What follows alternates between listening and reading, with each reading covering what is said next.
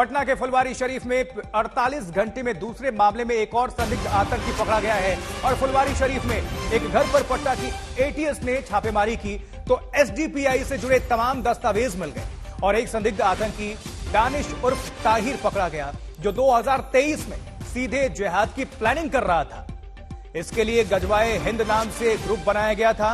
150 से ज्यादा लोगों के ग्रुप में यह साजिश पक रही थी। अब ताहिर के खतरनाक इरादे थे। उसका नाता पाकिस्तान के गजवाए हिंद और तहरीके लब्बैक से था। वो गजवाए हिंद नाम के एक व्हाट्सएप एडमिन था जिसमें पाकिस्तान से लेकर यमन और बांग्लादेश के लोग शामिल थे, जुड़े थे। इससे पहले फुलवारी शरीफ में 2 संदिग्ध आतंकी पकड़े गए थे। क्या प्रतिक्रिया है आपको हम सुनवाएंगे भी।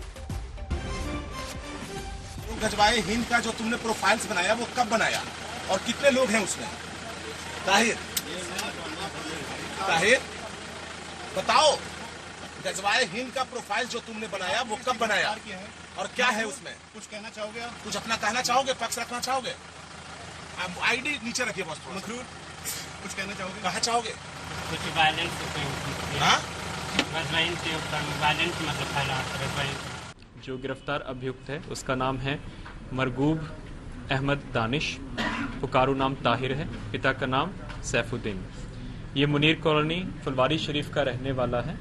मूल रूप से ये लोग चंदौती थाना गया के रहने वाले हैं, लेकिन काफ़ी देर से फुलवारी शरीफ थाना में बसे हुए हैं। वर्ष 2006 से लेकर 2020 तक जो गिरफ्तार अभियुक्त है ये दुबई में यूनाइटेड अरब अमीरात में काम करता था और 2020 के बाद ये लॉकडाउन के बाद यहीं पे फुलवारी शरीफ में परमानेंटली वापस आया है। विश्लेषण के क्रम में पता चला कि ये व्यक्ति गजवा हिंद नाम का संस्था के साथ जुड़ा हुआ था और इसने 2 व्हाट्सएप ग्रुप बना रखे थे।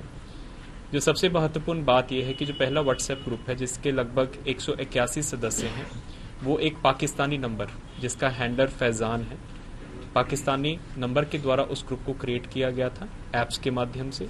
और उसके बाद जो ताहिर है और दानिश, इसको उसका ग्रुप एडमिन बनाया गया था और उसमें जो सदस्य हैं वो इंडिया के अलावा पाकिस्तान, यमन और अन्य गल्फ की कंट्रीज के भी उसमें सदस्यों को जोड़ा गया था। बहुत रिसेंटली जून के महीना में जो अभियुक्त है इसने 4 पाकिस्तानी नंबरों को और जोड़ा था। इस ग्रुप में जो भारत के विरुद्ध देश विरोधी बातें, वीडियोस को पोस्ट करना, कश्मीर में चल रहे आतंकवाद के समर्थन में वीडियोस को पोस्ट करना, ये सब बातों का और विचारों का आदान प्रदान होता था। तो बिहार के पटना से पीएफआई के साजिशों की लगातार परतें खुल रही हैं। एक बड़ा खुलासा पीएफआई के दक्षिण मॉडल वाली साजिश को लेकर भी हुआ है। आज तक को यह इनपुट मिला है कि पीएफआई मिथिलांचल सीमांचल में नफरत फैलाने की तैयारी में लगी थी, पूरी प्लानिंग थी, साजिश थी। इसके लिए दक्षिण भारत के इमामों की मदद भी ली जा रही थी और मस्जिदों के जरिए नुपुर शर्मा वाले केस के बहाने भड़काने की प्लानिंग की जा रही थी। तो मस्जिदों के जरिए माहौल बिगाड़ने की साजिश का यह बड़ा खुलासा, किस तरह से पीएफआई की साजिश का यह दक्षिण प्लान बेनकाब हो गया, वो अभी दुनिया के सामने है।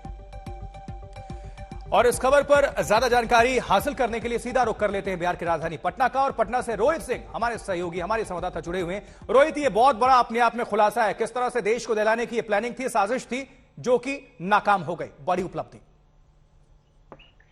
जी बिल्कुल, देखिए पटना टेरर मॉड्यूल का जब से ये भंडाफोड़ हुआ उसके बाद लगातार बिहार के कई जिलों में लगातार छापेमारी चल रही है और इसी क्रम में हम पहले ताहिर की बात कर लेते हैं। कल पटना पुलिस ने फुलवारी शरीफ इलाके में एक बार फिर से छापेमारी की तो उनके हाथ ताहिर नाम का एक स्लीपर सेल लगा, जो कि हालांकि इसका कोई पटना टेरर मॉड्यूल से कोई कनेक्शन नहीं है, लेकिन ये एक स्लीपर सेल है।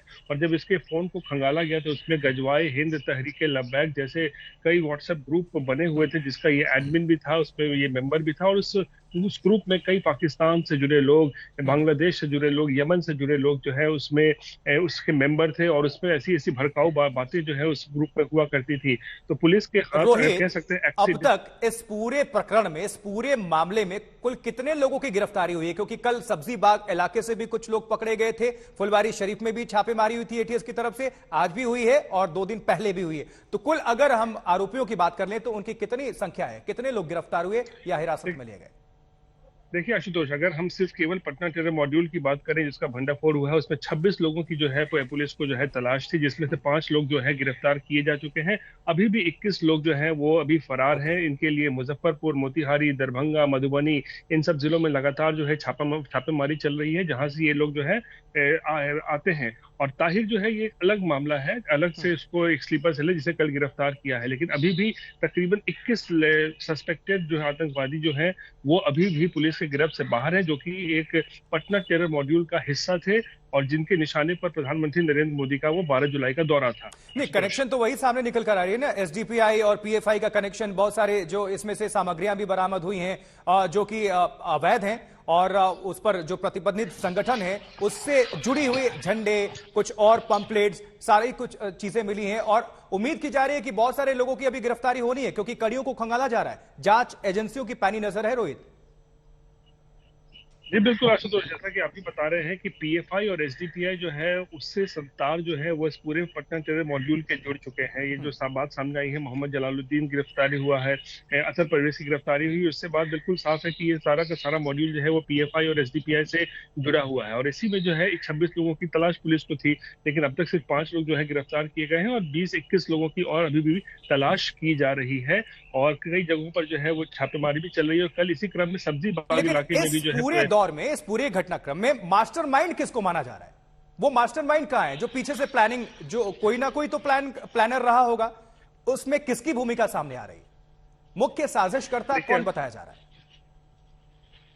देखिए अभी फिलहाल इसमें कौन मास्टरमाइंड है तो इसके बारे में अभी पुलिस कुछ खुल के बता नहीं पा रही है। लेकिन फिलहाल सिर्फ जो इसके सदस्य थे, जो इस पटना टेरर मॉड्यूल से जो जुड़े लोग जो थे पीएफआई और एसडीपीआई से, उनके बारे में पुलिस को जानकारी मिली है और उन्हीं लोगों की अभी जो है तलाश की जा रही है। कुछ लोग गिरफ्तार हो चुके हैं जैसा कि मैं बताया हूँ, और कुछ अभी भी है 21 लोग जिनकी तलाश अभी भी की जा रही है। शुक्रिया रोहित, शुक्रिया रोहित, आप नजर बनाकर रखें। बहरहाल आपका बहुत बहुत शुक्रिया इस अपडेट को पहुंचाने के लिए। निश्चित तौर पर ये बहुत गंभीर मामला है और देश की जांच एजेंसियों की पैनी नजर है, सुरक्षा एजेंसियों की, और साथ ही पुलिस प्रशासन नजर बनाए हुए कि कड़ियों को खंगाला जा रहा है, लोगों की गिरफ्तारी हो रही है। लेकिन पीएफआई की जो ये साजिश का दक्षिण प्लान है उसको जरा समझिए। बिहार में नफरत फैलाने की ये तैयारी, देश भर में मिथिलांचल, सीमांचल में माहौल बिगाड़ने का ये प्लान है। कमलजीत संधू ज्यादा जानकारी के लिए हमारे साथ जुड़ चुके हैं, हमारे सहयोगी, हमारे संवाददाता। कमलजीत, किस तरह से इस पूरे प्लान का खुलासा हुआ और अभी अपडेट क्या है? किस तरह से जांच एजेंसियां आगे बढ़ रही हैं इस मामले में? देखिए, इसमें अब अंदेशा लगाया जा रहा है कि जिस तरह से ये मॉड्यूल काम कर रहा था वहां पे एनआईए का जो जांच है, क्योंकि ये इंटर स्टेट की बात हो रही है, झारखंड का कनेक्शन है, सदर्न स्टेट का कनेक्शन आ रहा है, तो ये बोला गया है कि जो बिहार मॉड्यूल है वो एक साउथ मॉड्यूल पर काम कर रहा था। कि कहीं ना कहीं अंदरूनी इलाके हैं, चाहे मिथिलांचल है या सीमांचल है, वहां पर इस तरह की जो हेट मैसेजेस है उन्हें स्प्रेड किया जाए। कैंपस फ्रंट ऑफ इंडिया है, उन्हें बोला गया था कि भाई ये रिक्रूटमेंट होनी चाहिए, उन्हें ट्रेन करना चाहिए मार्शल आर्ट्स में, जो जिस तरह से तलवार चला सकते हैं उसमें। तो इसको लेके एक मीटिंग पटना के नजदीक, पटना एयरपोर्ट के नजदीक हुई थी प्राइम मिनिस्टर के विजिट से ठीक पहले। लेकिन आपको बता दें कि जो 2 एफआईआर की है बिहार पुलिस ने, वहां पे यूएपीए के चार्जेस फिलहाल नहीं लगाए गए हैं। तो एक जो टेरर एंगल है वो अब तक साफ तौर पे निकला नहीं है। और सबसे चौंकाने वाला कमलजीत तो ये इसमें सामने आ रहा है, जो खुलासे हुए हैं कि इसमें विदेशियों का भी कहीं ना कहीं उनका भी हाथ है। पाकिस्तान, यमन और बांग्लादेश के भी तार जुड़े हुए नजर आ रहे हैं। जी बिल्कुल, जैसे व्हाट्सएप ग्रुप है जिसका खुलासा हुआ है कि गज़वा-ए-हिंद है, वहां पे बांग्लादेशी है, चाहे यमन के ग्रुप है, बांग्लादेशी ग्रुप है, और इस तरह से कोई बाहर के जो एक्सटर्नल फैक्टर्स है, फॉरेन हैंड है, उसका इस्तेमाल है। दानिश जो कि स्थानीय निवासी है वो उस पे टच में था। इन सबको लेकर जांच पड़ताल अब तेजी से आगे बढ़ रही है। ये देखना होगा कि गृह मंत्रालय इसमें हस्तक्षेप करता है और ये जांच क्या एनआईए को देता है या नहीं है। लेकिन आपको बता दें कि एनआईए की टीम ने इसमें एसोसिएट ऑलरेडी कर लिया है और जांच अब तेजी से चल रही है आगे। और निश्चित तौर पर ये अपने आप में बेहद संवेदनशील और बहुत गंभीर ये मामला है। कमल जी, तो जानकारी के लिए बहुत शुक्रिया आपका। और देखिए, इस बीच खबरों में बढ़ते आगे और अगली बड़ी खबर है दिल्ली से, क्योंकि देखिए दिल्ली से चित्रकूट का 600 किलोमीटर की दूरी सिर्फ आप 6 घंटों में अब तय कर सकते हैं। उत्तर प्रदेश को आज मिलने जा रहा है बुंदेलखंड एक्सप्रेसवे और प्रधानमंत्री नरेंद्र मोदी इसका उद्घाटन करने जा रहे हैं अब से थोड़ी देर के बाद। जी हां, 11:30 बजे के आसपास ये उद्घाटन होने वाला है और 296 किलोमीटर लंबा एक्सप्रेसवे ये है उद्घाटन जिसका पीएम करने वाले हैं। चित्रकूट से शुरू होकर इटावा तक जाने वाले इस एक्सप्रेसवे की लंबाई 296 किलोमीटर है और इस पर 14,850 करोड़ रुपए खर्च आया है। लेकिन सबसे गौर करने वाली बात यह है कि 36 महीने का वक्त निर्धारित किया गया था इस एक्सप्रेसवे को निर्माण करने के लिए, लेकिन ये 8 महीने पहले ही यह तैयार हो गया बनकर।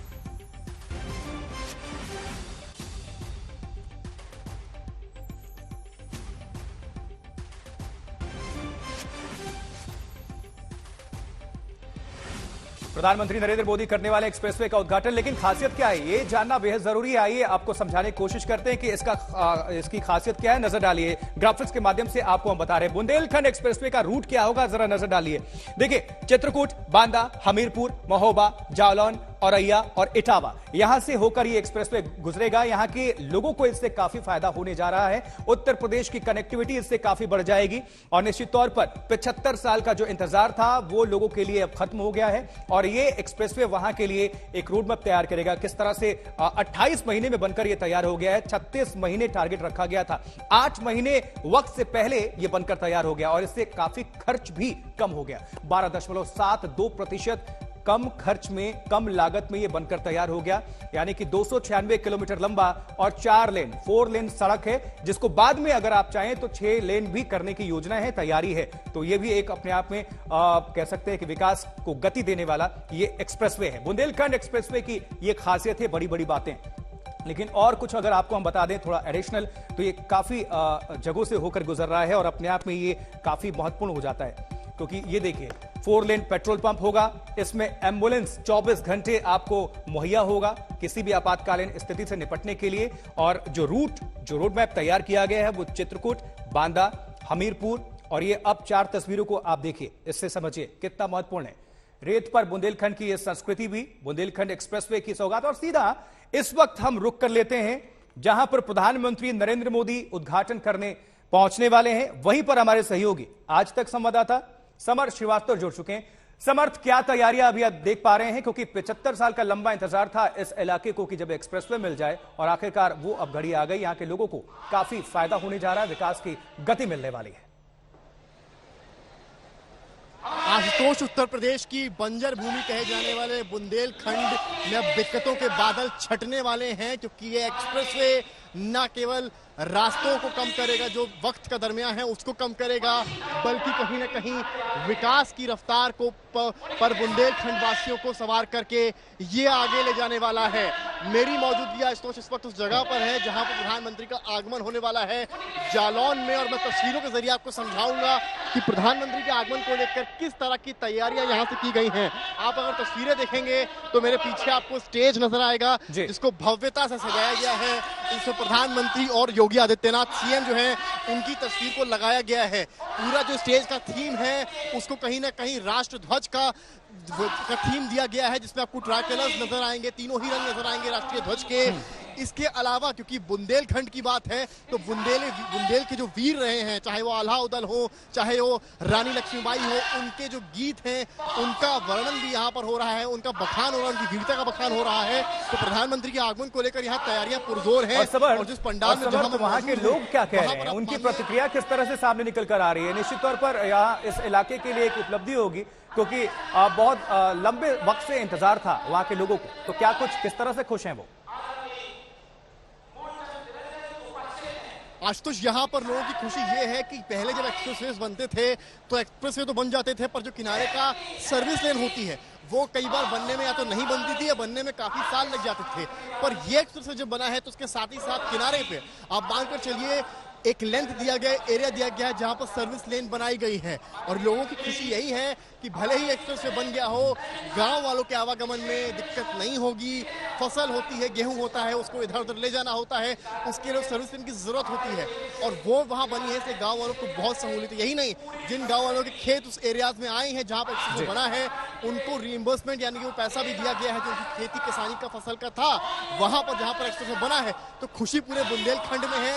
यही नहीं, जो बीच का एरिया है वहां पर आयुर्वेदा को बढ़ाने, बिल्कुल इसी पे आ रहा था, क्योंकि इस एक्सप्रेसवे की बहुत सारी खासियत अपने आप में बताई जा रही है। क्या कुछ खासियत है जो दूसरे एक्सप्रेसवे से अलग होंगी? और सबसे बड़ी बात कि जो नेता, जो प्रधानमंत्री शिलान्यास कर रहे थे, उन्होंने ही अब उद्घाटन करना है। तो ये अपने आप में देश भी देख रहा है, क्योंकि पहले अक्सर होता था कि शिलान्यास कोई और करता था, उद्घाटन कोई और करता था, लेकिन अच्छी बात है कि जिसने शिलान्यास किया अब उद्घाटन करने जा रहे हैं। तो क्या एक्सप्रेसवे की इसकी खासियत है? आशुतोष, ये बात तो वही है कि सरकारें उत्तर प्रदेश में जल्दी रिपीट करती नहीं है, इसलिए शिलान्यास कोई करता है, उद्घाटन कोई और करता है। खैर, ये राजनीतिक विषय आज नहीं है, पर कहने की बात यहाँ पर यह है कि 2020 में इसका शिलान्यास प्रधानमंत्री मोदी ने किया और 36 महीने में ये पूरा तैयार होना था, पर इसको 28 महीने यानी कि कम टाइम में इसको कंप्लीट किया गया है। जब कोविड का समय था, माइग्रेंट वर्कर्स खाली घूम रहे थे, उनको उस वक्त इसके जरिए रोजगार भी दिया गया और तब ये काम मुस्तैदी से हुआ। इस वक्त पूरा देश जो है बीमारी से जूझ रहा था और यही रीजन है कि पहले के एक्सप्रेसवे जहां बनने में टाइम लगे, वही एक्सप्रेसवे कम समय सीमा में बना।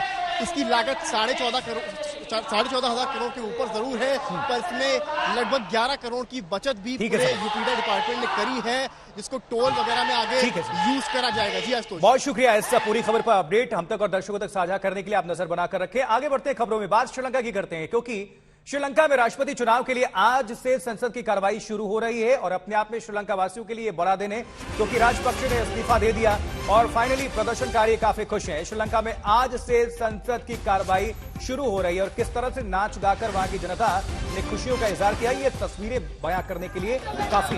नए राष्ट्रपति प्रधानमंत्री के चुनाव की प्रक्रिया शुरू हो रही है आज से श्रीलंका में। तो सीक्रेट वोटिंग के जरिए होगा राष्ट्रपति का चुनाव। कई सालों के बाद ऐसा मोमेंट आया है श्रीलंका के अंदर, क्योंकि श्रीलंका में जारी संकट के बीच संसद की कार्रवाई आज से शुरू हो रही है। इसके पहले खींचतान काफी हुई और देखिए जरा स्थिति अभी समझ लीजिए। कौन बनेगा श्रीलंका का राष्ट्रपति? रेस में कौन आगे है?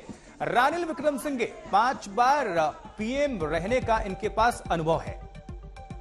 वहीं साजिद प्रेमदासा, इन्होंने भी ऐलान कर दिया है कि मैं भी राष्ट्रपति के चुनाव में आ चुका हूं, उतर चुका हूं। पूर्व राष्ट्रपति रणसिंघे प्रेमदासा के बेटे हैं और संख्या बल का दावा कर रहे हैं 2 लाख।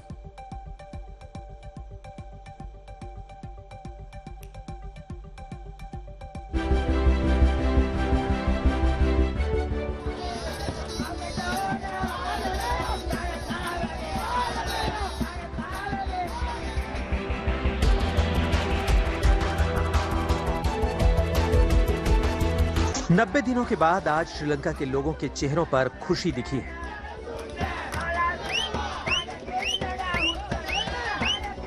जो लोग श्रीलंका की सरकार को गाली दे रहे थे, वो अब मुंह मीठा कर रहे हैं। श्रीलंका में आज की तारीख में रोजमर्रा की चीजों के दाम सुनकर आपकी क्या किसी की भी रूह कांप जाएगी। आलू प्याज बहुत बुनियादी जरूरत होती है सब्जियों के लिए। मंडी में जैसे आप आगे आते हैं, आलू प्याज की दुकानें भी हैं, होलसेल की भी हैं अंदर मंडी में और ये रिटेल वाली भी हैं।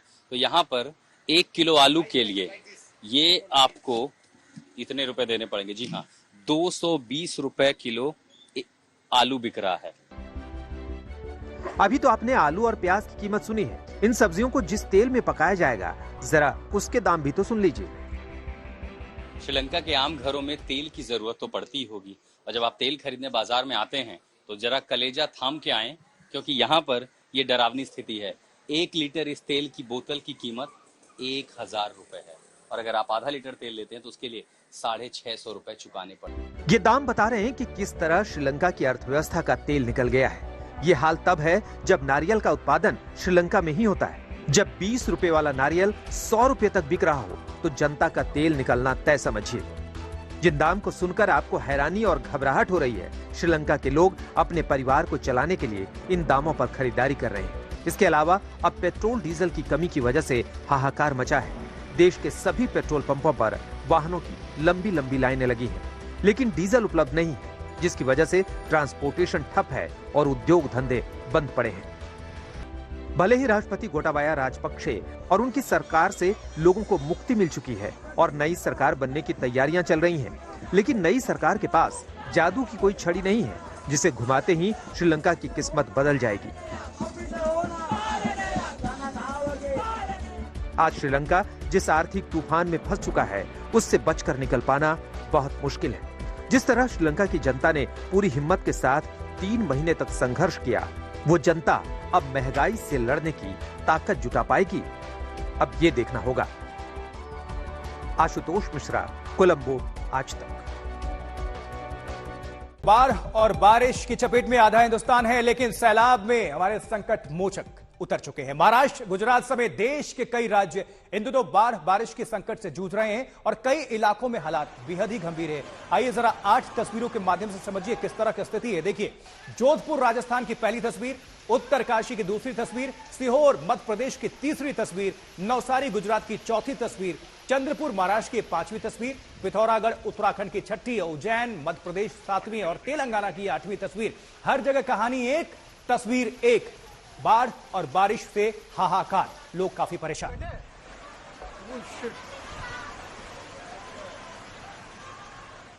सबसे पहले बात गुजरात की करते हैं। देखिए, गुजरात के कई जिले भीषण बाढ़ की चपेट में है इस वक्त। इनमें नवसारी में स्थित सबसे विकट स्थिति है। आज तक संवाददाता सौरभ वाक्तारिया नवसारी से लगातार बाढ़ की रिपोर्टिंग कर रहे हैं और आज सुबह सुबह एक एनिमल सेंटर से रेस्क्यू ऑपरेशन को भी अंजाम दिया गया। किस तरह की गतिविधियां हैं, अभी क्या अपडेट हैं, चले जानते हैं, रिपोर्ट दिखाते हैं। इस वक्त हम नवसारी में मौजूद है। ये एक पशु पक्षी घर है और सबसे पहले तो मैं आपको बता दूं कि ना सिर्फ इंसानों की जिंदगी बचाने इंपॉर्टेंट है, लेकिन साथ ही जो पशु पक्षी इस पूरे बाढ़ के अंदर फंसे हुए हैं उसे भी बचाना है। आप ये तस्वीरें देखिए, इस वक्त हम एक पशु पक्षी घर में मौजूद है और यहाँ पर देखिए कितना ज्यादा पानी भरा हुआ है और अभी भी लेकिन ये जो लोग हमारे साथ मौजूद है वो कोशिश कर रहे हैं जितने पशु पक्षी बच सके उनको बचाया जा सके। तस्वीरें आप देखिए इस पूरे इलाके की। 24 एकड़ में फैला हुआ ये पूरा पशु पक्षी घर है, नवसारी हाईवे पर मौजूद। लेकिन जैसे ही तेज बारिश हुई, बाढ़ का पानी इसके अंदर घुस चुका और पूरा का पूरा ये जो शेल्टर होम है पूरी तरीके से पानी में डूब गया। अब देखिए यहाँ पर अब पशु पक्षी को बचाने की जो कवायद है वो अब यहाँ पर शुरू हो चुकी है। हमारे साथ यहाँ के लोग मौजूद है। इतनी भारी बारिश में और इतना ज्यादा जो फ्लडिंग है फिर भी वो लगातार कोशिश कर रहे हैं कि ज्यादा से ज्यादा पशु और पक्षी बच सके। सर, कैसे हालात है, कितने पशु पक्षी यहाँ पर है? ये पांजरापोल के अंदर 1200 पशु हैं और पक्षियों की संख्या भी लगभग करीबन 100 के आसपास की है। आप समझ सकते हैं कि कितना डिफिकल्ट यहाँ पर एक अलग ही रेस्क्यू ऑपरेशन, यहाँ के जो तमाम लोग हैं ये पशु प्रेमी लोग हैं और अपनी जान जोखिम में डालकर, फिलहाल आप तस्वीरों में देख सकते हैं पूरी की पूरी जो 24 एकड़ की ये पूरी जगह है पूरी तरीके से पानी में डूब चुकी है। 10 से 12 फीट का पानी था, अब थोड़ा सा पानी कम जरूर हुआ है लेकिन अभी भी रेस्क्यू ऑपरेशन यहाँ पर चल रहा है। लगातार ये कोशिश कर रहे हैं कि ज्यादा से ज्यादा जो पशु है उनको सेफ लोकेशन तक पहुंचाया जा सके और ज्यादा से ज्यादा पशु पक्षी की जान बचाई जा सके। कैमरा पर्सन साजिद आलम के साथ सौरभ वक्तानिया, नवसारी, आज तक। जी हां, तो देश भर के कई राज्यों में इस वक्त भारी बारिश हो रही है लेकिन सबसे ज्यादा नुकसान गुजरात में देखने को मिल रहा है, जिसके 8 जिले भारी बारिश के बाद बाढ़ की चपेट में हैं। हालात ये हैं कि एनडीआरएफ की 25 टीमों को इस राज्य में उतारना पड़ा, तैनात कर दी गई हैं, जिसमें से 5 टीमें ओडिशा से यहां शिफ्ट की गई हैं। और मौसम विभाग का कहना है कि अगले 24 घंटों में गुजरात के कई जिलों में भारी बारिश भी हो सकती है।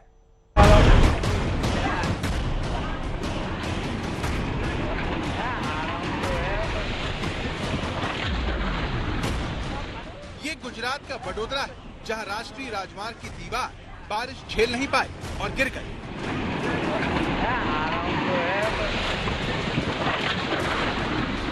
इस तबाही को देखकर आपको लग सकता है कि वडोदरा गुजरात के सबसे बाढ़ प्रभावित इलाकों में से एक होगा, लेकिन ऐसा नहीं। गुजरात का छोटा उदयपुर बारिश की चपेट में, जिसके बोडेली के कोचवे पर एक कार सड़क पार करते हुए डूब जाती है। ये देखिए, इस कार में 5 लोग सवार थे, जो अचानक पानी का बहाव तेज होने से गाड़ी समेत बह गए। जैसे ही कार बहने लगी तो गाड़ी से ही लोगों ने बचाव की गुहार लगाई।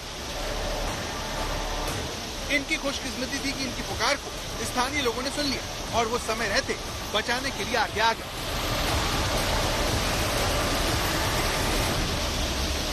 छोटा उदयपुर से पहले राजकोट ट्रैक्टर सवार गांव वालों ने एक बाइक सवार को बाढ़ के पानी में बहने से बचाया।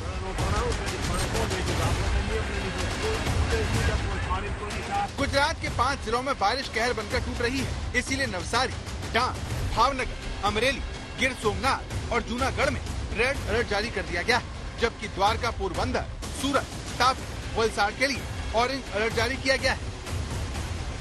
परिवार है और उनको अब यहाँ से रेस्क्यू किया जा रहा है और सारा का सारा ये जो पूरा एक परिवार है उसे पूरी तरीके से रेस्क्यू करने की कोशिश पूरी तरीके से सफल हुई है। हाँ, पूरा ऊपर तक पानी। अच्छा, तो अभी कल तो घर में घुसने वाला था पानी। अच्छा, अभी रात को कितने बजे, कल से दोपहर से फोन किया था और हेलीकॉप्टर भी नहीं आया। हाँ। रात को आखिर रात नाइट में नींद भी नहीं आया है। पूरा घर के अंदर पूरा सब, वो पूरा घर भी सब टूट गया है। एनडीआरएफ की 6 टीम के साथ ये आज तक संवाददाता सौरभ वक्तानिया जो आज आपको नवसारी में बाढ़ के कहर की एक एक तस्वीर दिखाने वाले हैं। नवसारी में भारी बारिश की वजह से नदी और नाले उफान पर हैं, जिन्होंने आसपास के गांव को अपनी चपेट में ले लिया है। जहां पर एनडीआरएफ की ये बोट चल रही है उसके नीचे सड़क है जो पूरी तरह से पानी में डूब गई है।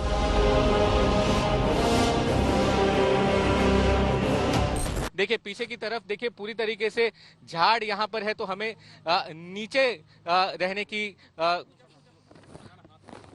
तो बस ऐसे काफी ज्यादा मुश्किलात है। देखिए तमाम पेड़ पानी में डूब चुके हैं, मतलब आप समझ सकिए कि पानी बहुत ही ज्यादा तेज है। ये गांव के तरफ का रास्ता है लेकिन पूरी तरीके से पानी में डूबा हुआ ये पूरा का पूरा गांव।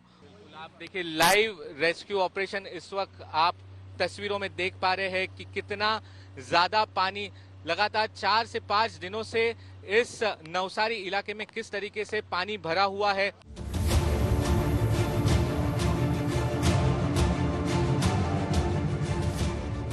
नवसारी के गणदेवी गांव में एनडीआरएफ की इस टीम को लोगों के फंसे होने की खबर मिली, जो पिछले 4 दिनों से अपने ही घरों में कैद।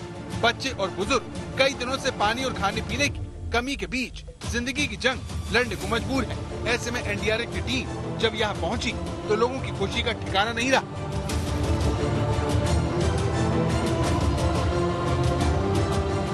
तो आप तस्वीरों में आप साफ देख सकते हैं किस तरीके से जान जोखिम में डालकर अब एनडीआरएफ की जो टीम है वो इस गांव के अंदर पहुंच चुकी है और यहाँ पर किस तरीके से जो लोग फंसे हुए थे, तमाम जो परिवार फंसे हुए थे उनको बचाया जा रहा है। जो उनका जो लाइव स्टॉक है वो छोटी सी बकरी भी वहां पर है और सबको बचाने की जो कोशिश है वो यहाँ पर अब सफलता साफ तौर पे नजर आ रही है। मैं तो नौकरी पे गया था, तो दोपहर में 11 बजे पानी भर गया था। तो शाम को मैं तो 4 बजे आया हूँ।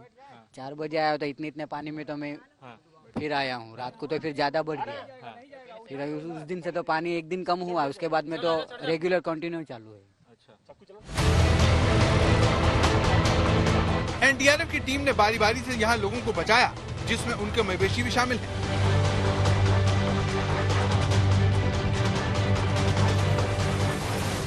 एनडीआरएफ की टीमें यहाँ पे 3 दिनों से वलसाड और नवसारी इलाके में हम लोग रेस्क्यू ऑपरेशंस कर रहे हैं। कल भी हम लोगों ने इसी गणदेवी तहसील में हम लोगों ने लगातार ऑपरेशन किए और बहुत क्रिटिकल कंडीशंस में लोग जो फंसे थे उनको हम लोगों ने निकाला यहाँ पे। बिल्कुल खाने पीने की भी सुविधा नहीं है लोगों के पास? नहीं, यहाँ पे 2-3 दिन से भरा है पानी, तो उनके घरों में पानी भरा हुआ 10-10 फीट तक पानी भरा है, तो खाने पीने को तो बहुत दूर दूर तक उनके पास ऐसी व्यवस्था नहीं है। परिस्थितियाँ बहुत ही एडवर्स होती हैं यहाँ पे। जब हम लोग निकालने होते हैं, जब सिंपली एक नदी में हम लोग रेस्क्यू करते हैं तो उसमें ईजी होता है, बट ऐसी कंडीशंस में जहाँ पे बोट के जाने का रास्ता नहीं है, तैर के नहीं जा सकता है, लोगों को निकालने के लिए इलेक्ट्रिसिटी के हर्डल्स होते हैं, नीचे पेड़ है या दूसरी प्रकार की जो इस प्रकार के हर्डल्स होते हैं, लेकिन फिर भी हम लोग ऐसे पेचीदगियों से निकल करके लोगों की जान बचाने का काम करते हैं।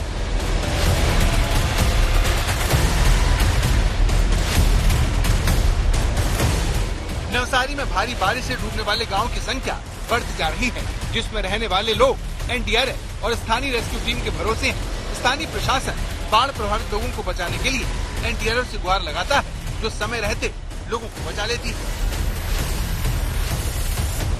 यहाँ से 6 दिनों से दिक्कत हो रही है और सबके घर में पानी घुस गया है, तो खाने पीने की भी बहुत तकलीफ है। 2 बोट हमारी है, 2 7 बटालियन की बोटें हैं, वो 5 बोट तकरीबन हम लोग लेके आए हैं ताकि इनको एक साथ रेस्क्यू किया जा सके। तो आज वो सब कम से कम 50 के ऊपर आदमी लोग थे, उन लोग को सबको बचा के लेके आए।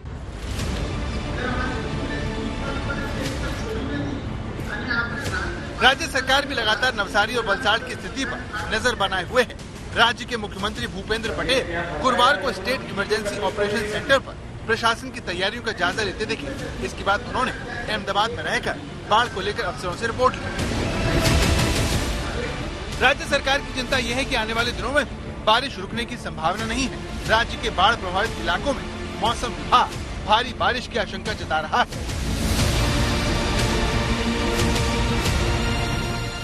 एक्सट्रीमली हेवी होने का संभावना है, वो है वलसाड, डांग, दमन दादरा नगर हवेली, नवसारी और सूरत आगरा में heavy to very heavy rain हो सकता है। दक्षिण गुजरात की तरह राज्य के कच्छ जिले में भारी बारिश हो रही है। लगातार बरसात से कच्छ के अंजार, भचाऊ, लखपत, नखत्राना, मुंद्रा, मांडवी और भुज में नदी नालों का पानी घरों में भर रहा है। ये कच्छ का अंजार है जहां लोगों के घर बारिश के पानी से तालाब बन गए। अभी देखिए, ये भुज का मुख्य जिला सरकारी अस्पताल है जहां पर बारिश का पानी घुस चुका है। गुजरात में मौसम विभाग लगातार बारिश की चेतावनी दे रहा है, जिससे वहां पर आने वाले दिनों में लोगों को राहत मिलने के लिए कुछ इंतजार करना पड़ सकता है। आज तक ब्यूरो।